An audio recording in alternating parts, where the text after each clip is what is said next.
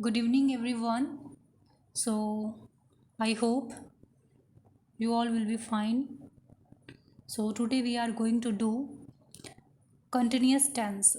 Friend, we have completed present indefinite and future past indefinite and future indefinite tense in previous video, and in this video we are going to do continuous tense. Friends, how can we identify continuous tense in Hindi and English as well? Hindi में past present continuous की पहचान क्या होती है, past continuous की पहचान क्या होती है और फ्यूचर कंटिन्यूस की क्या पहचान होती है, वो हमें पता होना चाहिए हिंदी में भी और इंग्लिश में भी। अगर हमें हिंदी में पता होगा तो हम उसको समझ पाएंगे, इंग्लिश में हम उसको ट्रांसलेट कर पाएंगे, और अगर हमें इंग्लिश में पता है कि यहाँ पर पास्ट या प्रेजेंट या फ्यूचर कंटिन्यूस टेंस लगा है तो हम उसको बहुत अच्छे से समझ पाएंगे। फ्रेंड्स, टेंस समझना इम्पॉर्टेंट इसलिए होता है क्योंकि जब हम न्यूज़पेपर पढ़ते हैं और उसमें हमें अगर नहीं पता है, कि यहाँ पर कौन सा टेंस का इस्तेमाल किया जा रहा है, तो फिर वहाँ पर हम चीज़ों को नहीं समझ पाते हैं, उसका ओपिनियन नहीं बना पाते हैं, उसके बारे में नहीं सोच पाते हैं, जिससे कि हम उस टॉपिक को सिर्फ पढ़ते हैं, उसमें हम अपने शब्द, अपने ओपिनियन नहीं बना पाते हैं। और वो बहुत ज़रूरी है किसी भी एग्ज़ाम को पास करने के लिए। अगर आप मेंस के एग्ज़ाम की प्रिपरेशन करते हैं तो वहाँ पर बहुत ज़रूरी होता है, आप किसी इंटरव्यू को फेस करने जा रहे हैं तो फ्रेंड प्रैक्टिकल नॉलेज यानी आपका दिमाग, आप उसके बारे में क्या सोचते हैं, आपका क्या मानना है। और जब तक हम राइटर्स को पढ़ेंगे नहीं, जब तक हम आर्टिकल पढ़ेंगे नहीं, तो हम अपने ओपिनियन भी नहीं बना सकते हैं, राइट। अपना ओपिनियन बनाने के लिए भी सबसे पहले हमें चीज़ों को समझना पड़ता है।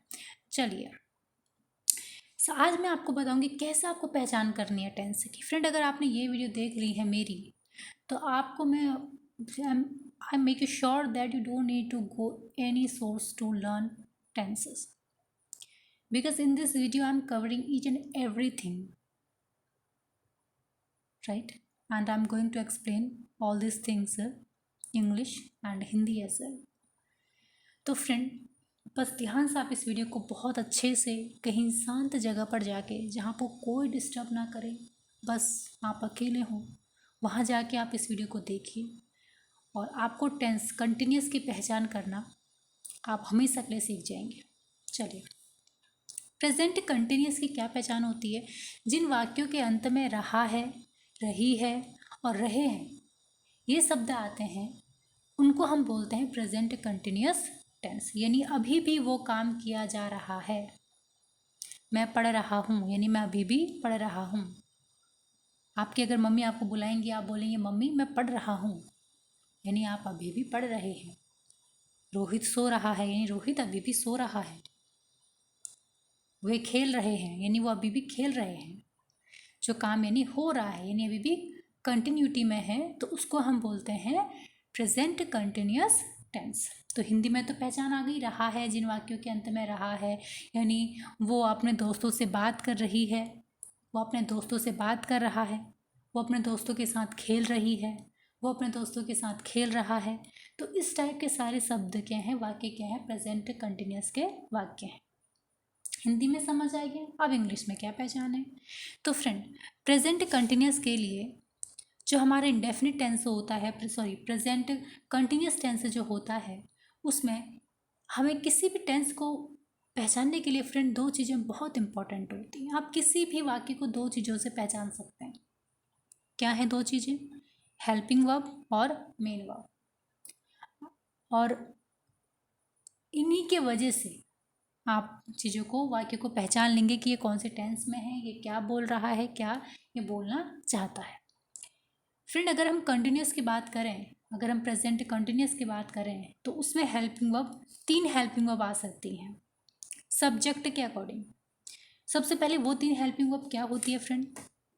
इज, एम और आर।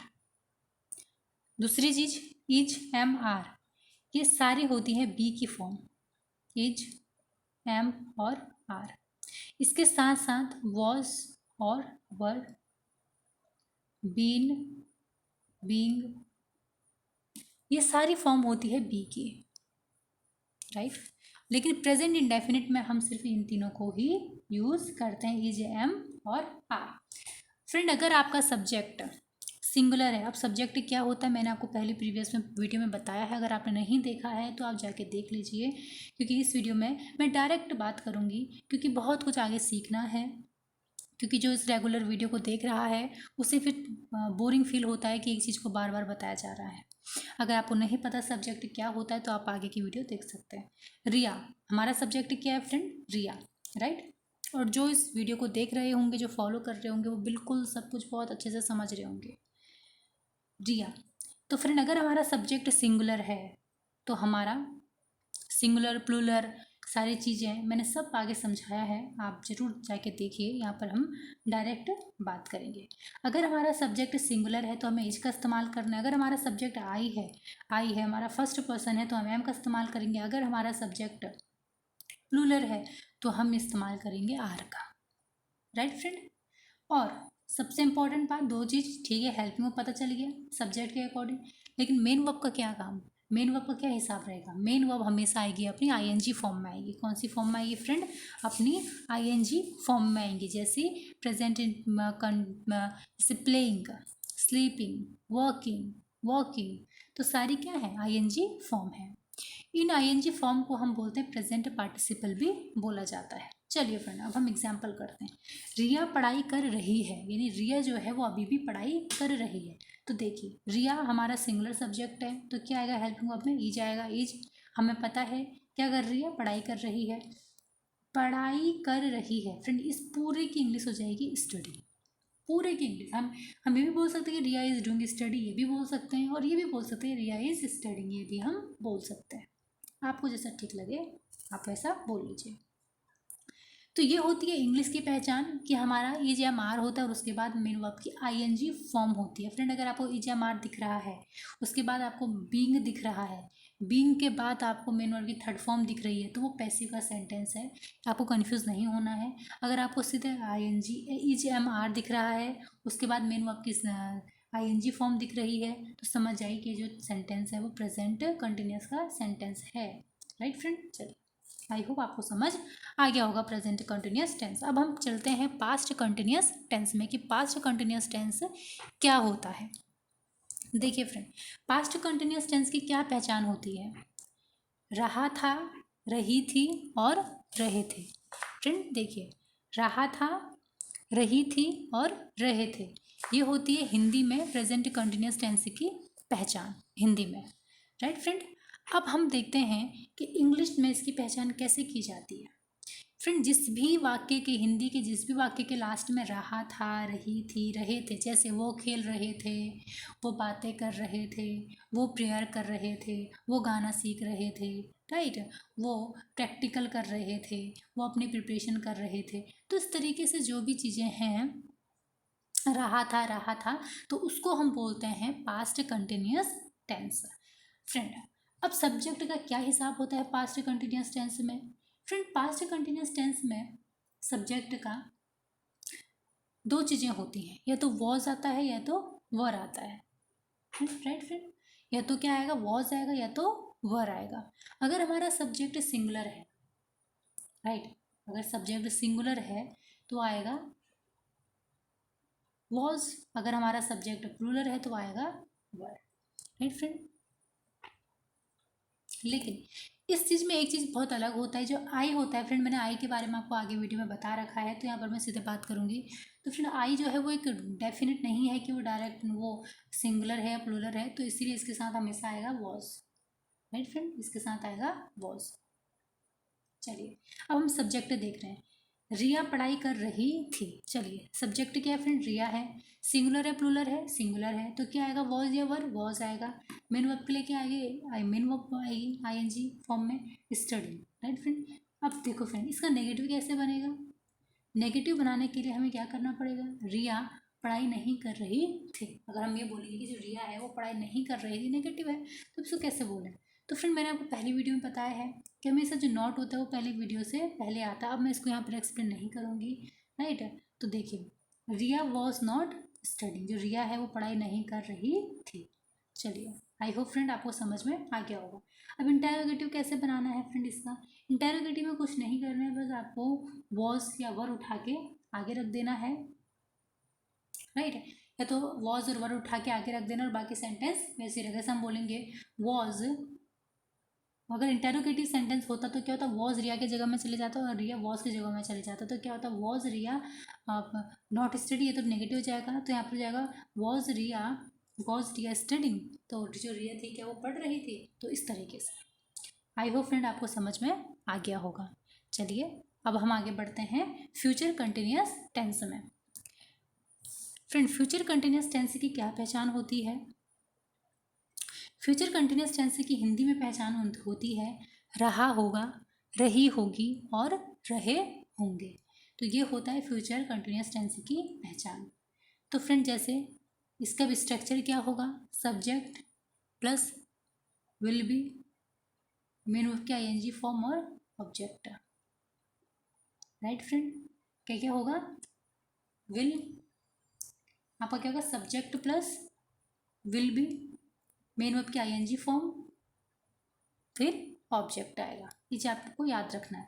अब कैसे होगा फ्रेंड, ये देखिए, रिया पढ़ाई कर रही होगी, हमें नहीं, हमें लग रहा है कि रिया पढ़ाई कर रही होगी, हम अनुमान लगा रहे हैं कि रिया भी पढ़ाई कर रही होगी, तो हम क्या बोलेंगे, सब्जेक्ट आएगा।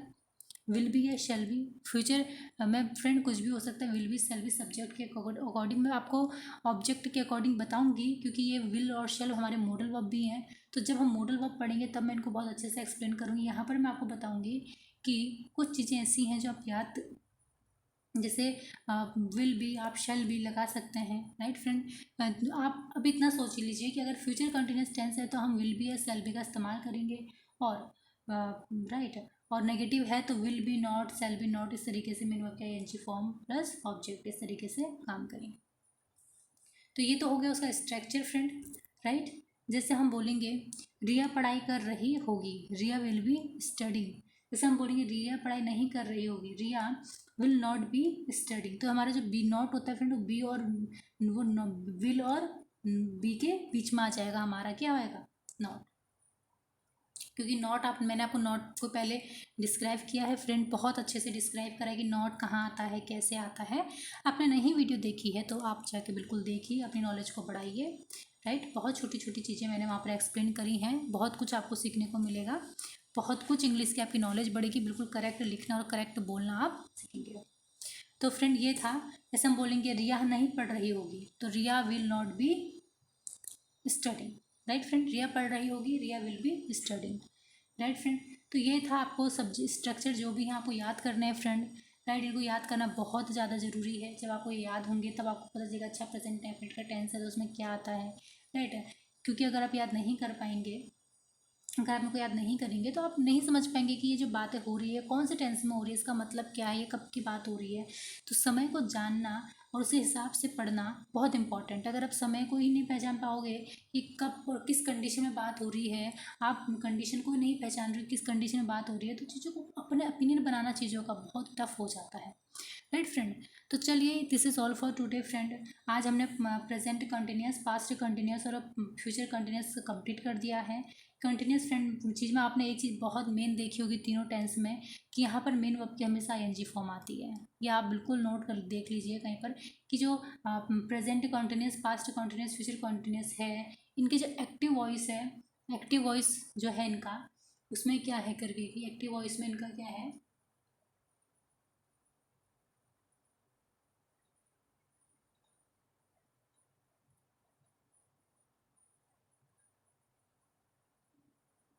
इनकी एक्टिव वॉइस में इनकी आईएनजी फॉर्म आती है, लेकिन पैसिव वॉइस में फ्रेंड इनका फिर क्या होता है, मैंने आपको आगे बताया है, वहाँ पे मैं डिस्क्राइब नहीं करूँगी यहाँ पे, नहीं तो आप कन्फ्यूज हो जाएंगे। लेकिन आप एक चीज़ याद रखिए कि कंटिन्यूस टेंस जो भी होता है फ्रेंड, उसमें हमेशा मेन वर्ब की आईएनजी फॉर्म आती है, अगर वो एक्टिव का सेंटेंस है तो, राइट। अब एक्टिव क्या है, पैसिव क्या है फ्रेंड, इसके लिए आपको मेरी वीडियो देखनी पड़ेगी आगे की, right.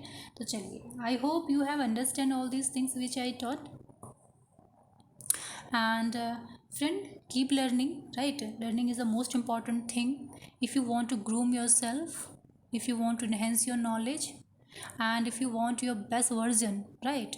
So you have to, there should be a continuity, right friend? Or you have to work hard for learning things, and never hide your talent, and just keep smiling, stay happy and never give up. Friend, अगर आपको मेरा पढ़ाना अच्छा लग रहा है और काफ़ी आपको यहाँ पे सीखने को मिलेगा, मैं और कॉम्पिटिटिव एग्ज़ाम की अगर आप प्रिपरेशन कर रहे हैं तो मैं क्वेश्चन पेपर सॉल्व कराऊंगी, काफ़ी चीज़ें मैं लेके आऊँगी, और आपको पढ़ाई में बहुत इंटरेस्ट है तो मुझे तो बहुत इंटरेस्ट है फ्रेंड, और मुझे पढ़ाने में और पढ़ने में दोनों में बहुत ज़्यादा इंटरेस्ट है। और आप भी अगर पढ़ना चाहते हैं और बाद में पढ़ाना भी चाहते हैं और अच्छी नॉलेज चाहते हैं तो उस चैनल को सब्सक्राइब कीजिए, चैनल के साथ बने रहिए, क्योंकि इसके साथ आपका इंटरेस्ट भी बढ़ेगा, राइट फ्रेंड? आपका इंटरेस्ट जब हमें कोई बहुत अच्छा पढ़ाता है कोई सब्जेक्ट, तो हमारा उस सब्जेक्ट के प्रति हमारा इंटरेस्ट बढ़ता है, हमारा इंटरेस्ट डेवलप होता है। और फ्रेंड, आपको कुछ अगर समझ ना आए, कोई भी छोटा क्वेश्चन बड़ा क्वेश्चन कैसा भी क्वेश्चन हो, आप बिल्कुल फ्री माइंड होकर आप मुझसे पूछ सकते हैं। कोई टॉपिक पे अगर वीडियो बनानी है तो आप बोल सकते हैं। Thank you so much friend, और सब्सक्राइब कीजिए चैनल को और पढ़ते रहिए, keep learning, stay happy. Thank you.